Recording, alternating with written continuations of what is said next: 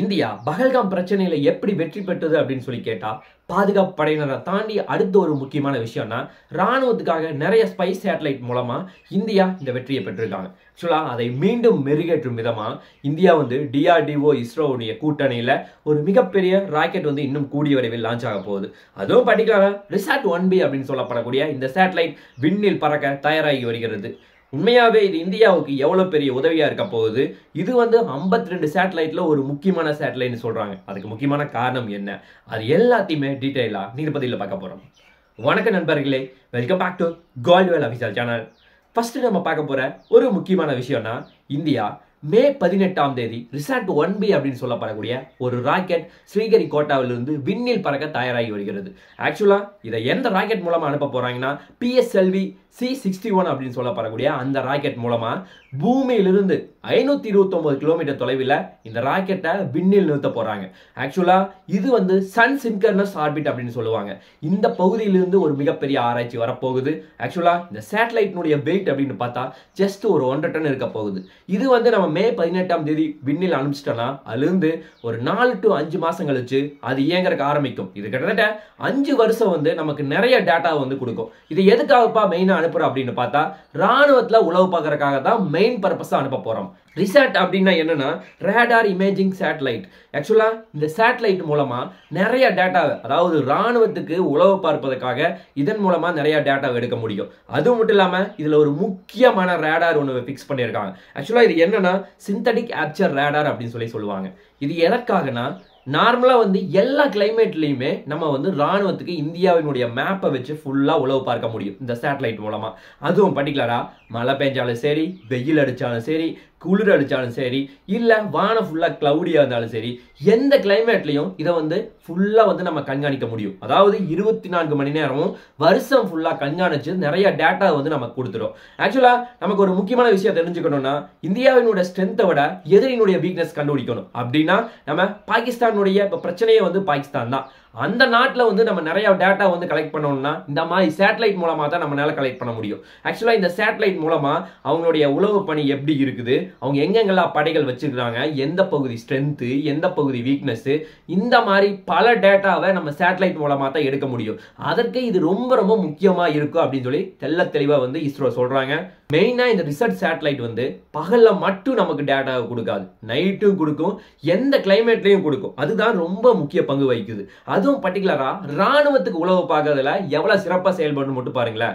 First எப்படி உளவு பண்ணி நமக்கு கலெக்ட் பண்ணுதுன்னா, நம்ம ஒரு இடத்த அட்டாக் பண்ண போறோம். பர்டிகுலரா பாகிஸ்தான் ஒரு ஏரியாவை அட்டாக் பண்ணணும்னு வச்சுங்களேன், மிலிட்டரி பிளான் பண்ணிருக்காங்கன்னா, அதற்கு சேட்டலைட்ல இருந்து எந்த மாதிரி டேட்டாலாம் ஃபர்ஸ்ட் நம்ம எடுப்பாங்கன்னா, ஃபர்ஸ்ட் அந்த எதிரினுடைய நிலப்பரப்பு எப்படி இருக்கு, அதாவது ஃபுல்லா பிளாட்டா இருக்கா, இல்ல மேடு பள்ளமா இருக்கா, அல்லது மலைப்பகுதியா இருக்கு, எந்த அளவுக்கு டிஃபிகல்ட்டா இருக்கு, இந்த மாதிரி பல டேட்டாவை கலெக்ட் பண்ணுவாங்க. அது மட்டும் இல்லாம எதிரி அந்த பகுதியில எங்கெங்கெல்லாம் ஆட்கள் நிறுத்தி வச்சிருக்காங்க, எங்க ஆட்கள் குறைவா இருக்கு, ஏதாவது வெப்பன்ஸ் ஏதாவது வச்சிருக்காங்களா, இந்த மாதிரி பல டேட்டாவை கலெக்ட் பண்ணுவாங்க. நம்முடைய முக்கியமான நோக்கம்னா, அங்க மக்கள் ஏதாவது அதிகமா இருக்காங்களா அப்படின்னு சொல்லி இத்தனை டேட்டாவை கண்டுபிடிச்சு உளவு பார்ப்பாங்க. இந்த உளவு டேட்டாவை இன்னொரு டீமுக்கு அனுப்புவாங்க. அவங்க ஃபுல்லா கண்காணிப்பாங்க. ஆக்சுவலா இந்த உளவு டேட்டாவை வச்சு இதன் மூலமா எதிரி அட்டாக் பண்றதுக்கு இங்க நம்ம எத்தனை மிலிட்டரி ஆபீசர் அனுப்பணும், எத்தனை பேர் அனுப்பிச்சா ஈஸியா சக்சஸ் பண்ண முடியும், இந்த மாதிரி பல அனலைஸ இதன் மூலமா பண்ணுவாங்க. அதன் பிறகுதான் இங்கிருந்து ஒவ்வொரு படைகளையும் கொஞ்சம் கொஞ்சமா அனுப்ப ஆரம்பிப்பாங்க. அப்படி அனுப்புறதுக்கு அப்புறம் தான் நம்ம நினைச்ச எல்லாத்தையுமே சக்சஸ் பண்ண முடியும். இதுக்கு இந்த சேட்டலைட் தான் ரொம்ப ரொம்ப முக்கிய பங்கு வகிக்குது. ஆக்சுவலா இந்தியா இந்த சேட்டலைட்டை மெயினா எந்தெந்த பகுதியெல்லாம் ஃபுல்லா கவர் பண்ண போகுதுன்னா, அதுவும் பர்டிகுலரா நம்முடைய கடல் பகுதியில எல்லா பகுதியும் கவர் பண்ணணும். அது மட்டும் இல்லாம நீர்வழி, இந்தியன் ஓஷன், இந்த மாதிரி நிறைய முக்கியமான பகுதியை கண்ட்ரோல் பண்ணணும். பாலைவனம் இருக்க ராஜஸ்தான், தார் பாலைவனம், இந்த மாதிரி பல்வேறு பகுதியை கவர் பண்ணணும். ஏன்னா அது 2 பேருக்குமே உரிமை இருக்கு. அதே மாதிரியே நிறைய ஹிமாலயாஸையும் ஃபுல்லா கவர் பண்ணணும். இதே மாதிரி காடுகள் இருக்க எல்லா பகுதியும் கவர் பண்ணணும். ஆக்சுவலா இந்தியா பார்டர்ஸ் அப்படின்னு பார்த்தா கிட்டத்தட்ட 7 கண்ட்ரி நம்மளோட கவர் ஆக கிட்டத்தட்ட 7500 கிலோமீட்டர் பக்கமா கவர் ஆகுறாங்க. அதே மாதிரி கடல் வழியில ஒரு 3500 இருந்து 4000 கிலோமீட்டர் கவர் ஆகுறாங்க. ஆக்சுவலா இது எல்லாத்தையுமே நம்ம தனித்தன்மையா இருக்க காரணத்தினால, அதாவது இந்தியா இது பாகிஸ்தான் இது அப்படிங்கிறது நமக்கு முன்னாடியே தெரியும். அதனால இதன் மூலமா நம்ம டேட்டாவை உள்நாட்டுல எந்த அளவுக்கு வந்து சிறப்பா செயல்படுறாங்க, வெளிநாட்டுல எப்படி இருக்கு, சைனாவுடைய மூவ்மெண்ட் எப்படி, பாகிஸ்தானுடைய மூவ்மெண்ட் எப்படி, இந்த மாதிரி பல டேட்டாவை அந்த ரிசார்ட் 1B மூலமா நமக்கு எடுக்க முடியும். ஆக்சுவலா இந்தியா இந்த மாதிரி ஒரு ப்ராஜெக்டை இதுக்கு முன்னாடி அமைச்சிருக்காங்களான்னு கேட்டா கண்டிப்பா நம்ம அமைச்சிருக்கோம். இதை எப்போ ஃபர்ஸ்ட் ஆரம்பிச்சாங்கன்னா 2008ல ஒரு மிகப்பெரிய மும்பைல அட்டாக் நடந்தது. இங்க கிட்டத்தட்ட 15 to 16 குண்டுகளுக்கு மேல வெடிச்சாங்க. கிட்டத்தட்ட 160 பேர் பக்கமா உயிரிழந்தாங்க. ஆக்சுவலா இங்க வார் அப்படிங்கிறது கிட்டத்தட்ட 4 to 5 நாட்கள் மேலமா இந்த டாஜ் ஹோட்டல்ல மிகப்பெரிய தாக்குதல்ல தொடர்ந்து நடத்திட்டு இருந்தாங்க. அந்த சமயத்துல இந்தியாவுக்கு ஒரு மிகப்பெரிய பிரச்சனையா இருந்தது அப்படின்னு பார்த்தா நமக்கு உளவு பார்க்கறதுக்கு, அதாவது நம்ம வானத்துல இருந்து சேட்டலைட் மூலமா உளவு பார்த்து அட்டாக் பண்ணலாமா அப்படின்னு பார்த்தா இங்கதான் இந்தியா எந்த மாதிரி ஒரு ப்ராஜெக்டையும் அப்ப பண்ணவும் கிடையாது. இந்தியாட்ட அந்த அளவுக்கு டெக்னாலஜியும் கிடையாது. அதுவும் பர்டிகுலரா 2009ல எந்த மாதிரி யூஸ் பண்ணாங்கன்னா நம்ம வந்து ரிசாட் 2 அப்படிங்கிற சொல்லப்படக்கூடிய ஒரு முக்கியமான சேட்டலைட் அனுப்பணும். அதை வந்து அதன் மூலமா இந்த இஸ்ரேலுடைய டெக்னாலஜி அனுப்பி அதன் மூலமா நம்ம சேட்டலைட் மூலமா கண்காணிக்க ஆரம்பிச்சோம். அதுதான் இந்தியாவினுடைய ஃபர்ஸ்ட் ப்ராசஸ்.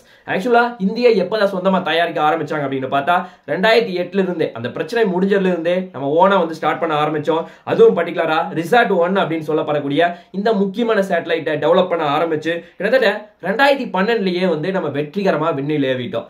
அதன் பிறகு ஒவ்வொரு ப்ராஜெக்டா நம்ம தொடர்ந்து முன்னேறி போயிட்டே இருக்கோம். அதுவும் பர்டிகுலரா ரிசாட் 2B அப்படின்னு சொல்லப்படக்கூடிய ஒரு முக்கியமான சேட்டலைட்டை 2019ல இருந்து 2020க்குள்ள நம்ம முக்கியமா அனுப்பணும். இது வந்து எதற்காகனா தொடர்ந்து வந்து எதிரிகளை 24 மணி நேரமும் கண்காணிப்பதற்காக தான் இதை வந்து நம்ம அனுப்பிச்சோம். அது மட்டும் இல்லாம EMI SAT அப்படின்னு சொல்லப்படக்கூடிய ஒரு முக்கியமான சேட்டலைட், இது வந்து 2019ல DRDO டிபார்ட்மெண்ட் அந்த வந்து முக்கியமா அனுப்புனாங்க. ஆக்சுவலா இது எதற்காகனா நம்ம எலக்ட்ரானிக் சர்வேலன்ஸ். ஆக்சுவலா இப்ப பிரச்சனையே என்னன்னா எதிரி வந்து கம்பல்சரி ரேடார் வச்சிருப்பா.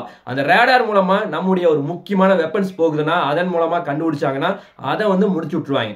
ஆனா எதிரியினுடைய ரேடார்ல சிக்காம தப்பிச்சு போறதுக்கு தான் இந்த முக்கியமான சேட்டலைட் அனுப்பிச்சாங்க. இது 2019ல அனுப்பிச்சு ஒரு மிகப்பெரிய வெற்றிகரமான சாதனையை இந்தியாவுக்கு பண்ணி கொடுத்துருக்கு. அது மட்டும் இல்லாம இந்தியா அனுப்பிச்சிருக்க இன்னொரு முக்கியமான சேட்டலைட்னா அது GSAT-7 அப்படின்னு சொல்லப்படக்கூடிய ஒரு முக்கியமான சீரிஸ் தான். ஆக்சுவலா இந்த GSAT-7 எதற்காகனா ஃபர்ஸ்ட் ருக்மணி அப்படின்னு சொல்லப்படக்கூடிய ஒரு முக்கியமான சேட்டலைட் அனுப்புனாங்க. இது வந்து இந்தியன் நேவிக்கு நிறைய உதவிகளை செஞ்சிருக்கு. அதுவும் பர்டிகுலரா எப்படின்னா முக்கியமா இந்தியன் நேவில நிறைய நெட்வொர்க் ப்ராப்ளம் இருக்கு. ஆனா இது வந்து கப்பல்ல இருந்து இங்க நெட்வொர்க்கு 2 பேரும் தொடர்ந்து கனெக்ஷன் பண்ணிட்டு இருக்கிறதா என்னுடைய ஒரு முக்கியமான ஒர்க்கா இருந்தது. இது இந்தியாவுக்கு நிறைய உதவிகளை தொடர்ந்து செஞ்சிருக்கு. அடுத்த ஒரு முக்கியமான ஒரு சேட்டலைட்னா அது GSAT-7A. ஆக்சுவலா இது வந்து இந்தியன் ஏர்ஃபோர்ஸ்ல ஒரு முக்கியமான பிரச்சனை என்னன்னா கிரவுண்ட் ஸ்டேஷன்ல இருந்து ட்ரோனு, ஏர்கிராஃப்ட் இந்த மூணையுமே கனெக்ட் பண்றதா என்னுடைய ஒரு முக்கியமான நோக்கம். ஆக்சுவலா அதற்காக தான் இந்தியா வந்து இந்த மாதிரி ஒரு சேட்டலைட் அனுப்புனாங்க. அதே மாதிரியே இந்தியா இன்னொரு முக்கியமான சேட்டலைட் அனுப்புனாங்க. GSAT-7R அப்படின்னு சொல்லப்படக்கூடிய ஒரு முக்கியமான சேட்டலைட்டை இந்தியா அனுப்பிச்சிருக்காங்க. ஆக்சுவலா இது எதற்காகனா ரியல் டைம் பேட்டில் ஃபீல்ட்ல கம்யூனிகேட் பண்றது, ஒவ்வொரு வீரரும் தொடர்ந்து வந்து கான்டாக்ட்லயே இருக்கிறதுக்காக தான் இந்தியா இந்த மாதிரி ஒரு சேட்டலைட் அமைச்சிருக்காங்க.